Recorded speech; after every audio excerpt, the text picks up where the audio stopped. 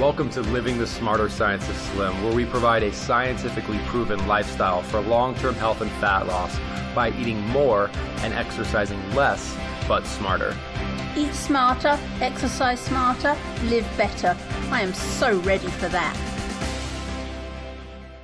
Hey everyone, Jonathan Bailor back with another bonus Smarter Science of Slim podcast. Really have a treat for you today. We have a gentleman with us who has been in this field of digging a little bit deeper, not just giving you some pills to deal with symptoms, but to discover root causes and to really fundamentally heal and cure people for decades. Like, he was doing this before it was sexy, and he continues to work to make it mainstream. He's changed the lives of thousands and thousands of people. He's collaborating with Dr. Mercola, all kinds of wonderful people. He's got the Kalish Institute that just opened up. He is just a good all-around guy.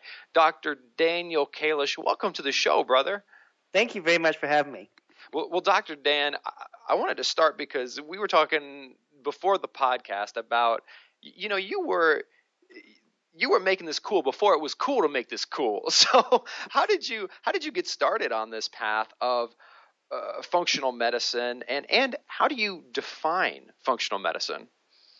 Yeah, so my dad died when I was 22 years old, and his dad died in his 50s as well. And so I pretty clearly at a young age was scared and realized that conventional medicine wasn't necessarily going to be what I could hang my hat on if I was going to make it to old age. So I got really motivated at a young age, nothing like the fear of death to motivate you, to really understand what alternatives were there outside of conventional medicine that could get me healthy. And I discovered functional medicine in my early 30s and really just never looked back. I solved my own health problems through these techniques, and now I'm able to apply that work to other folks. You know, and what functional medicine is very clear. You know, we're looking at organ dysfunction prior to the onset of an actual disease process. So we're not treating medical conditions, we're treating body systems that are starting to break down prior to the actual onset of a real diagnosable medical problem. And Dr. Dan, this is so important because it seems that we as a culture have been programmed to – it's a bit like waiting till your engine starts smoking before you take it into the mechanic, whereas if you would just change your oil every 3,000 to 5,000 miles, you're good. Like, and it seems like you're helping people to move more towards that. Just change your oil every 3,000 to 5,000 miles, and your engine will never catch on fire. Absolutely, absolutely. And because in our culture, you know, what takes most of us out is either, you know, cancer or heart disease. And that's the joke the cardiologists always tell you at conferences. You know, what's the first sign of heart disease? Sudden death. You know, because most people drop dead of a heart attack, and it's a little late to change your diet and de-stress yourself, you know, when in the ER room on your way out. So yeah, we definitely want to catch people with what I call the big five, which are fat, fatigue, depressed, female hormone problems, and digestive complaints. We want to catch people who are suffering from those five issues prior to them actually getting sick per se. And Dr. Dan, give us some idea of how long you've been doing this, and for those five issues, what are some of the things you found to be most effective in your treatment of them? Yeah, so I've been in practice for 20 years, but the protocols that I do in my own practice and the protocols we teach to other practitioners in my training programs have literally been around for, you know, generations. It's nothing new here.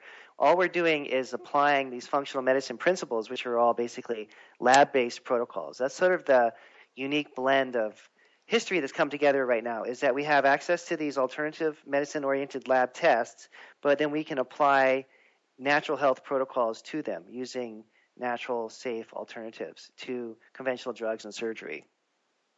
So we get a bit of a best of both worlds, where it's not as if we're Luddites, to use a dictionary word, and we're anti-technology and we're anti-progress. It's not that at all. It's that you take these wonderful scientific advances and you use them and apply them differently, correct? Exactly. Cutting edge technology with natural health treatments. I mean, I've trained at least 6 practitioners from the Mayo Clinic, which is, kind of astounding when you think about it. And the reason why they sat through my 6-month training program is because they can see the science behind this. What's missing in conventional medicine is just the application of natural treatments. And when you say the application of natural treatments, literally, this is as basic as in many conventional medicine circles, the idea that what you eat matters is actually not like that's not part of a lot of conventional medicine, right? Yeah, as a matter of fact, if you this is sad but true, and this is not a criticism, it's just an observation, not a criticism. If you ask most any gastroenterologist in the United States, GI doctor, whether nutrition has any impact on human health that's significant, they'll basically say no. And I mean, that's our first line treatment in functional medicine, is a complete overhaul and a revamping back towards a normal, healthy diet. And that changes so many health conditions overnight, you couldn't even list them all. The reason I bring this up, Dr. Dan, I think it's so important because sometimes, and I know our listeners are savvier than this, but sometimes anytime we hear something like, people hear something like functional medicine or alternative this, they get this sense of woo-woo, and they may put up a little bit of a barrier right from the beginning. But I want to inform our listeners and empower our listeners that if you believe that nutrition, that what you eat matters to your health, then you're a fan of functional medicine. Like, is that fair? Yeah, that is fair, because that's really the basis of all these protocols is, we start people figuring out what's a healthy diet for an individual, and then, making sure that they can follow that. Now, most people know what they should be eating but can't do it because their lives are dictated by food cravings, because their brain chemistry is off or their hormones are off, and so they're binge eating on ice cream or cookies or cakes, or starving themselves and not eating breakfast and overeating after dinner, or whatever the things we do that really kind of unintentionally sabotage us. And one of the key components to starting a functional medicine protocol is that we eliminate all food cravings and make it so that broccoli, green beans, and chicken look as attractive as a piece of pie with ice cream on it. Dr. Dan, I need your help here, because I and my lovely podcast co-host, Carrie Brown, we talk about how when you do start eating a cleaner, more nutrient-dense, when you follow that lifestyle, literally the foods you mentioned, chicken, broccoli, asparagus, lower fructose fruits, just whole natural foods, they literally, we're not just saying this, they literally look as delicious and are as appetizing as the edible products we're subjected to today. Can you speak to that? Yeah, because in general, as a culture, we're driven by our appetites, in many different senses of the word, right? And the appetite for food is so powerful because we have to eat food every day, and we're distorted as we are in many ways of our sort of unconscious and conscious minds in terms of our exposure to advertising and what's a food that's going to turn you on and make you feel good, and what's a food you should stay away from. And we're all raised basically to focus on pleasure through food being really poor quality food that has little or no nutritional value, and often foods that are destructive, like sugar, like excessive processed foods with food additives, etc. And what is amazing is that, and what the body will tell you 100% of the time with every human being, is that when you start to provide the foods that we were actually designed to eat, real food, not non-foods, there's a sense of pleasure and well-being that happens, which is way, way, way better than eating a Pop-Tart, with a cup of coffee. Really a huge difference. And you can't explain it, and it seems crazy because you're addicted. If you're addicted to the unhealthy foods, the conceptual framework that a really great healthy meal would make you feel good it's hard to wrap your mind around. Dr. Dan, you reminded me of one. I'm a bit of a philosophy geek. It's one of the areas I studied in my formal education, and I love this field of philosophy called utilitarianism. John Stuart Mill, these folks, and not to geek out too much, but one of the things that is super that they bring to the table, which is great, is they actually talk about different types of pleasure, and how, like, the pleasure, for example, of taking a warm shower, like, that is pleasurable, but it is very different than the pleasure of, let's say, when you graduated from college and the sense of accomplishment you felt, or when you looked in the eyes of your firstborn child. Like, those were all pleasurable experiences, but there's definitely higher order pleasures and lower order pleasures. And it is what we're talking about here. Like, yeah, I mean, if you eat a Snickers bar, that's going to be pleasurable, just like if you snort a line of cocaine, that's pleasurable. But what we're talking about here is a higher order and therefore so much more satisfying type of pleasure. Does that make any sense? Oh, absolutely. Because one, the ice cream, cookie, cake craving thing is satisfying a very base, unsophisticated, animalistic need. That's just like we're driven to eat these foods that we know are bad for us, with no kind of consciousness behind it at all. But when you can develop, and this isn't like a matter of like I'm better than another person or I have a bit higher character or whatever. It's not a personality thing, but it's a physiological, biochemical thing. When you're driven to eat a really healthy meal, the satisfaction that comes from how that food feeds you, because it like literally feeds you at the level of the soul, because at the body and the soul, and it's this sense of I don't know how to say it, of attainment or sense of peace and equanimity, maybe like sense of balance or something like that happens just from eating a really good meal. And when you eat foods that are damaging, where they're going to throw your blood sugar off and have basically no nutritional value, there may be a short-term thrill, but then there's a pretty long downside to that, which of course leads to cravings and addiction because you want to do it again. And Dr. Dan, it seems so important to have that sense of almost like nutritional tranquility, because man, we live in a world which has got enough ups and downs and enough complexity where if we don't even have that baseline level of homeostasis, for lack of better terms, it's like running upstairs with a parachute strapped to your back, man. I mean, it doesn't set you up for success, does it? No, and in fact, what happens with most patients I work with is they are unconsciously controlling their moods and their feelings with food all throughout the day and not even really tracking it or being aware of that's what's happening. It's a psychoactive substance. Food is a psychoactive substance. It changes how we feel.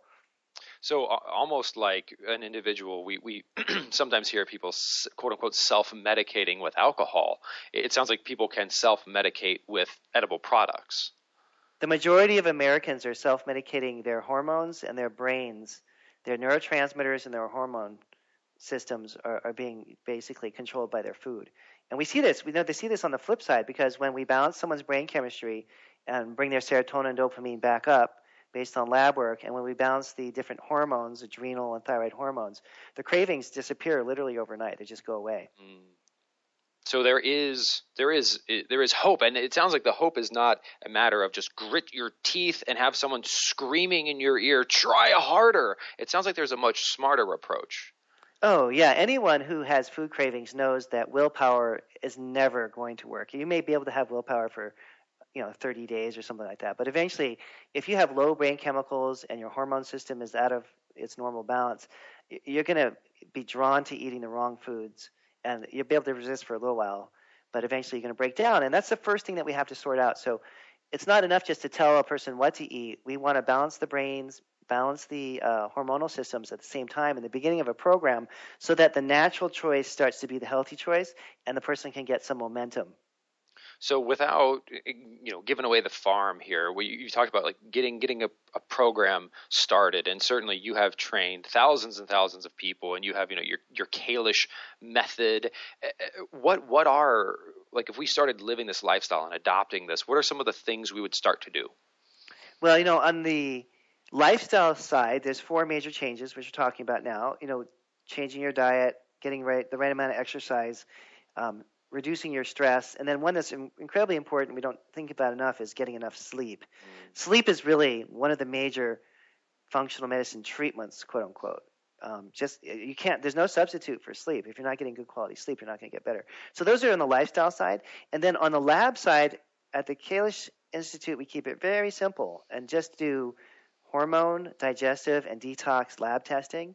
And the doctors that we train then integrate these 2 concepts, lifestyle changes with short-term supplement programs. We're not talking about people taking things the rest of their lives. We're talking about 6 to 12-month programs using supplements based on the labs to get people balanced. And then what ends up being the final sort of culmination of all this, the lab-based supplement programs stop when those systems are fixed, and you continue on with the lifestyle changes that you were able to implement. But what we find is that it's really hard for people to just do the lifestyle by itself, and that the lab work in the beginning can help propel the person forward and give them the momentum they need to incorporate the lifestyle changes, which then end up becoming the ongoing treatment. Really is just what you're doing every day in your life. I love the lifestyle based approach. I love layering in those numbers of the lab so that we can really bring this down to earth. And Dr. Kalish, I want you to focus. Tell me a little bit more about you basically said there, and tell me if I'm taking this too far. Sleep is medicine. Is that fair? Yeah, sleep is one of the major treatment options. You think about it, because all the rest and repair for all the body systems happens at night when you're sleeping. And there's no substitute for that. There's no pill, there's no drug, there's no, emotional release technique that could substitute for an hour of sleep. It's just impossible to replace that anywhere. It seems like that's something that you and I and everyone else should work really hard to continue to spread that message, because people will come into work and say, man, I woke up 2 hours early and went to the gym to jog for an hour, and people be like, that person is a hard worker, that's a good person. If someone comes into work and says, I slept 2 hours longer this morning, everyone's like, you are lazy. So how do we fix that? Yeah, that is so true. It's funny, isn't it? That, anyone who has kids can appreciate this.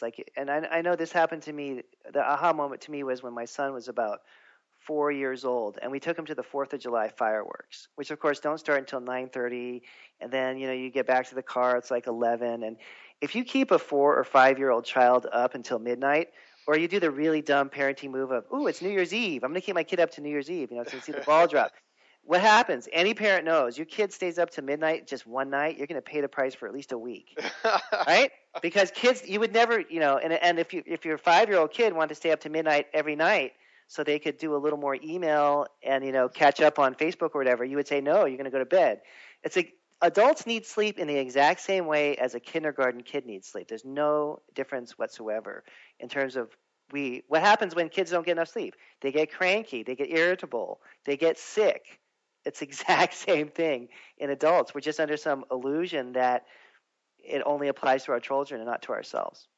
Well, that gets me really excited, Dr. Dan, because it seems like, especially with a lot of the research that's been going on about how higher intensity but still very safe and shorter duration exercise is so helpful that almost we could take some of the hours we spent on these traditional longer running forms of exercise and spend them sleeping, and that seems like a pretty nice trade. Absolutely. There's a study I read the other day about sleep deprivation and weight gain, and you only need to cut like an hour of sleep off per night to get people to gain, I think it's about a pound of body fat every week or two. Oh, it's just outstanding how quickly our bodies respond in a very negative way. But and then there's always the person, and I'm sure there's someone listening to this call who's thinking, well, I don't need that much sleep. I'm a night person. Or, we get so distorted from our sense of reality of sleep that, again, just go back to the childhood model and remember, what do you do with your kids? They're in bed by 8, right? Well, maybe we should, as adults, get in bed by 10:30 at night. Really, we're designed to be asleep, before 11 p.m. 10:30 is ideal. And we're designed to wake up when the sun comes up. That's the basic fundamental hormonal rhythm that we're supposed to be aligned with. Dr. Dan, certainly sounds like we could all sign up for this. I like it. What's next for you and the Kalish Institute? Yeah, so we just launched on Sunday our patient education lecture series, which is on the Kalish Institute website, and that's a lecture series of 12 different talks about female hormones, adrenal hormones, digestive stuff, all the different things that we do with patients. And we're continuing to do the physician training programs as well for chiropractors, naturopaths, medical docs, and whatnot. So those are kind of the two areas that we're really going for full guns in the fall here. I love it. And folks can learn more about that at kalishinstitute.com, correct? Exactly. Thanks. Dr. Dan, thank you so much for joining us today. This has been awesome. Appreciate you having me. Thank you. Listeners, I hope you enjoyed this conversation as much as I did. And please remember, this week and every week after, eat smarter, exercise smarter, and live better. Chat with you soon. Wait, don't stop listening yet. If you like the podcast and if there's other ways we can help you, please join us in the Smarter Science of Slim support group, which is freely available at the Smarter Science of Slim website, smarterscienceofslim.com. There you'll find all kinds of free recipes and success stories and just all kinds of fun stuff, like how to help your kids go sane and just great community content. And just one last thing before you go, if you wouldn't mind heading over to iTunes and up onto Amazon.com and leaving us a review, and then going over to Facebook and liking us, we would hugely appreciate it.